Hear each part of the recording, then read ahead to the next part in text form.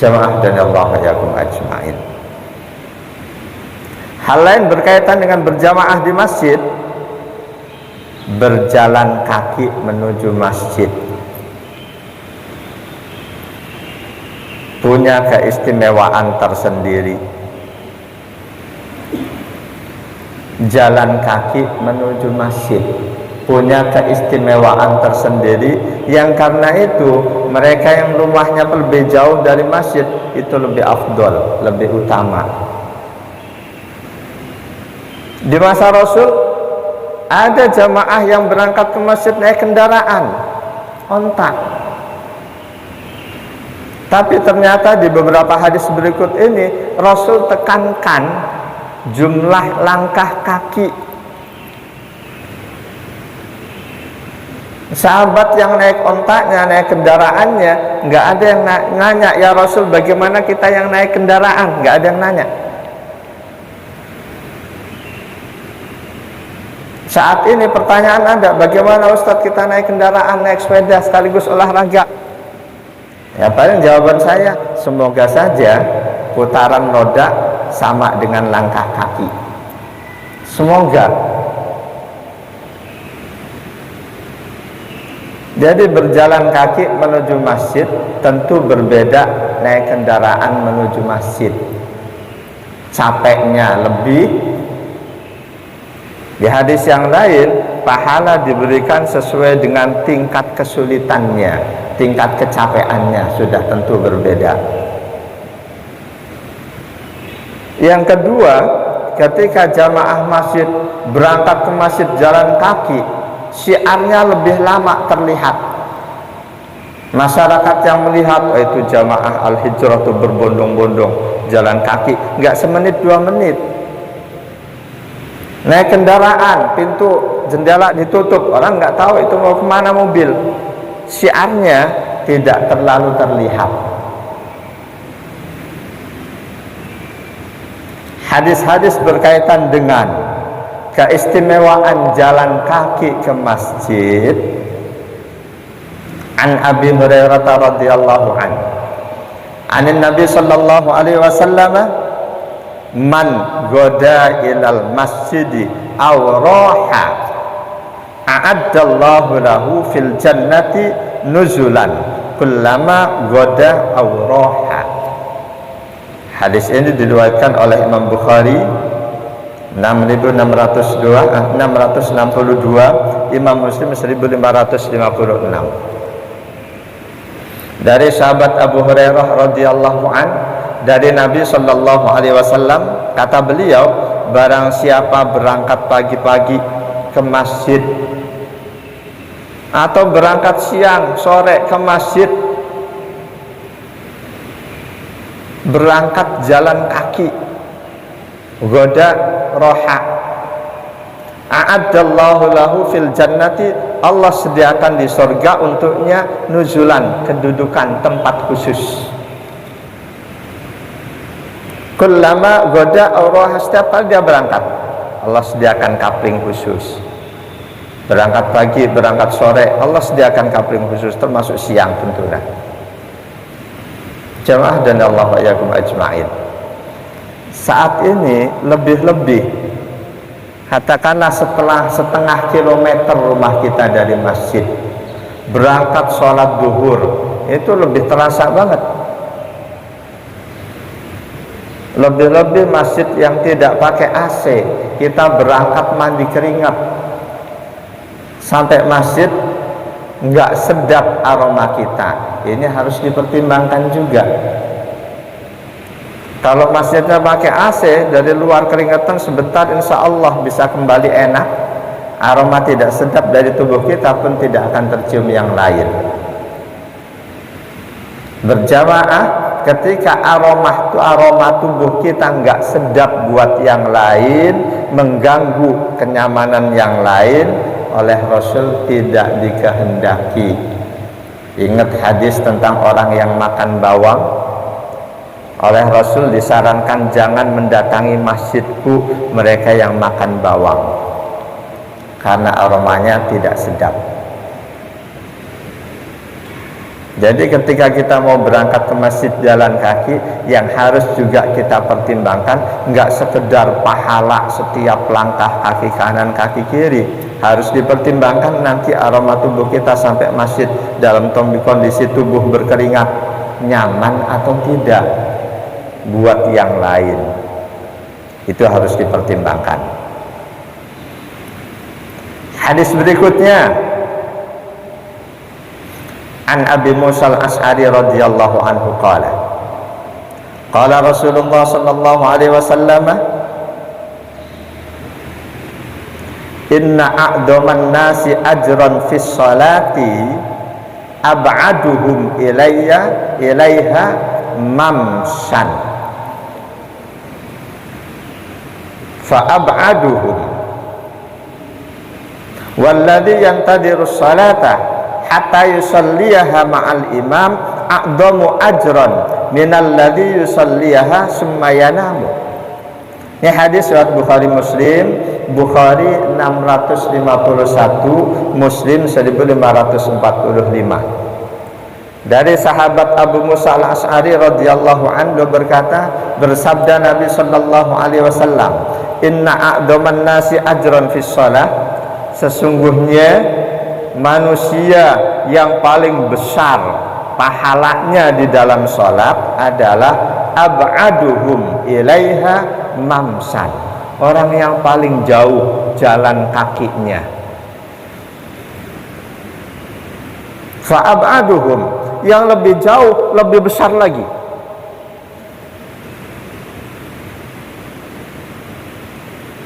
Walladzi yantadiru salata, selanjutnya begitu selesai sholat qabliyah atau sholat wajib, orang yang menunggu sholat setelah dia selesai sholat, selesai qabliyah, nunggu, belum ada jamaah, tetap dia nunggu hatta yusalliyaha ma'al imam, untuk selanjutnya dia sholat bersama imam, a'dhamu ajron, itu pahalanya lebih besar minalladzi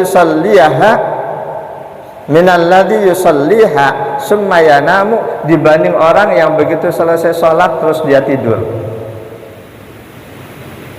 Katakanlah kita sholat qabliyah isya, nunggu imam belum ada, kita tidur. Itu bukan yang terbaik. Yang terbaik nunggu, duduk, dzikir, baca Quran sampai nanti sholat berjamaah bersama imam. Menunggu sholat, sesudah sholat itu pahalanya sangat besar. Di bagian awal hadis ini, paling besar pahalanya mereka yang paling jauh jalan kakinya, mamsan. Jadi walaupun di masa Rasul ada sahabat yang berangkat ke masjid dengan naik kendaraannya. Ingat kisah seseorang ke masjid, Rasul tanya, untamu sudah kamu ikat? Aku tawakal pada Allah ya Rasul. Ikat dulu baru tawakal. Itu jelas menggambarkan di masa Rasul ada sahabat yang berangkat ke masjid dengan mengendarai kendaraannya, ontaknya. Boleh jadi ada keledai juga. Tapi di hadis-hadis ini seolah-olah Rasul nggak lihat itu. Rasul nggak lihat mereka yang berangkat ke masjid naik kendaraan. Selalu beliau ucapkan kaitannya dengan langkah kaki.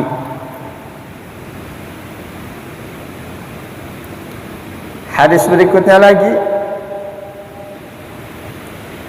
An Abi Hurairah radhiyallahu anhu qala qala Rasulullah sallallahu alaihi wasallam, man tatahhara fi baitihi summa masya ila baitin min buyutillah liyaqdiya faridatan min faraidillah kanat khatwatahu ihdahuma tahuttu khati'atan wal akharu tarfa'u darajatan. Hadis riwayat Imam Muslim 1553. Dari sahabat Abi Hurairah radhiyallahu an, beliau berkata, bersabda Nabi sallallahu alaihi wasallam, siapa saja yang bersuci di rumahnya, ini mengisyaratkan ketika berangkat ke masjid sebaiknya berangkat sudah dalam kondisi suci. Siapa saja yang bersuci di rumahnya, summa masya ila baitin min buyutillah, lalu dia berjalan kaki menuju salah satu dari rumah-rumah Allah yang ada. Ini mengisyaratkan tidak harus ke masjid-masjid tertentu. Pokoknya salah satu rumah Allah, dia jalan kaki dari rumah sudah suci, tujuannya ke masjid liyak dia faridatan min faraidillah, untuk melaksanakan salah satu kewajiban yang Allah tetapkan. Kanat, maka jadilah khutwatahu, dua langkahnya, ihdahuma tahuttul khati'ah, yang satu menggugurkan dosa-dosanya, wal akharu tarfa'u darajatan, langkah yang lain meninggikan derajatnya. Semakin banyak langkahnya, semakin banyak dosa-dosanya yang digugurkan oleh Allah, semakin ditinggikan derajatnya oleh Allah. Jadi ke masjid jalan kaki itu lebih afdol, lebih diutamakan dibanding berkendara. Tapi ingat, jangan lantas yang membawa kendaraan ditegur. Rasul tidak pernah menegur sahabat yang ke masjid naik onta, naik kendaraannya, kecuali teguran kaitannya dengan jaga kendaraanmu, ikat ontakmu, baru tawakal.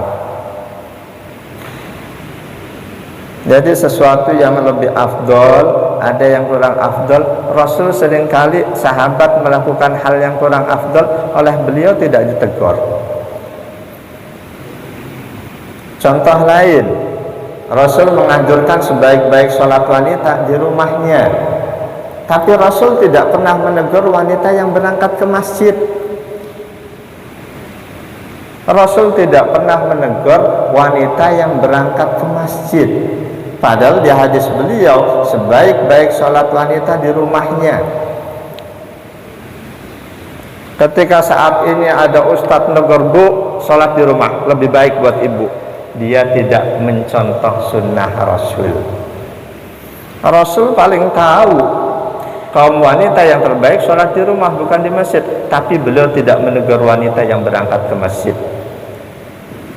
Bahkan beliau meminta kepada para suami yang istrinya minta izin untuk ke masjid, kasih izin, jangan dihalangi.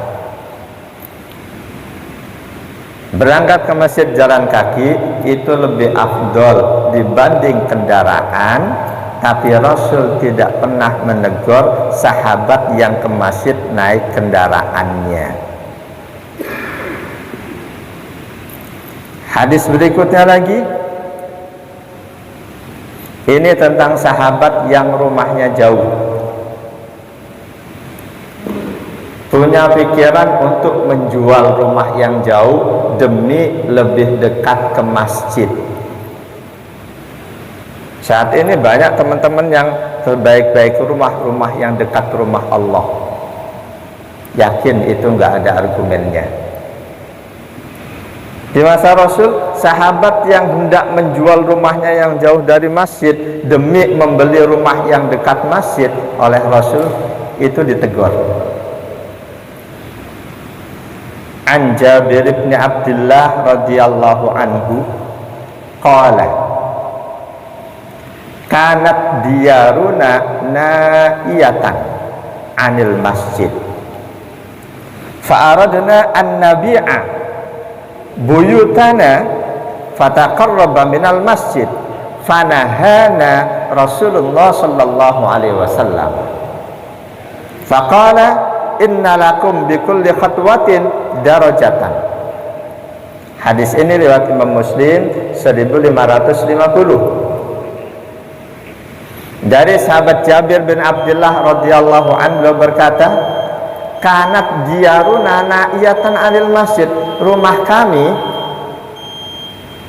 berarti nggak cuma beliau, diyar jamak dari dar, rumah-rumah kami jauh dari masjid.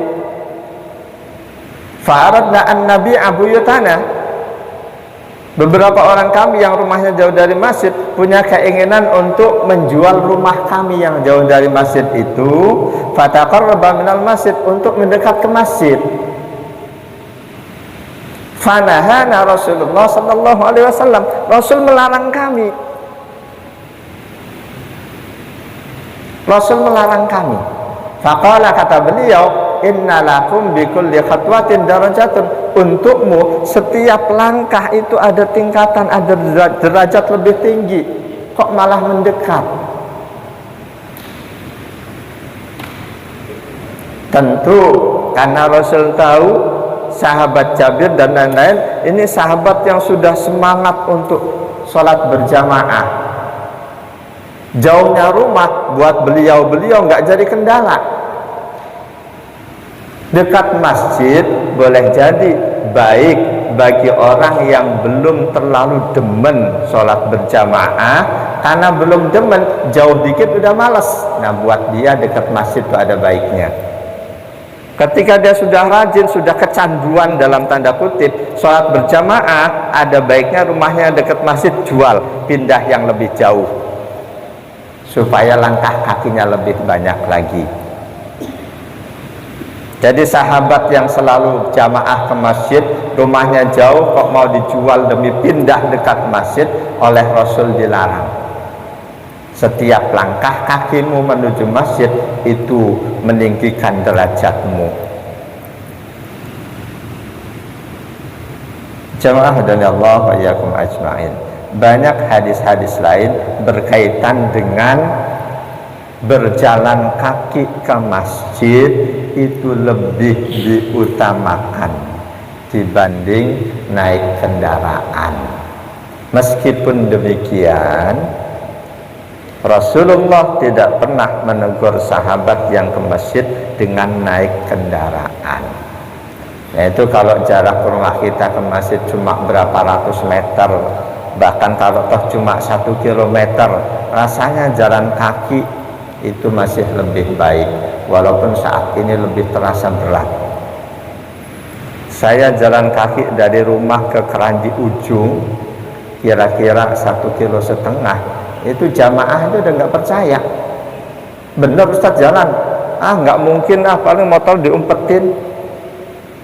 Ketika saya berangkat pulang jalan kaki, ada jamaah yang masa, Ustaz ayo saya antar.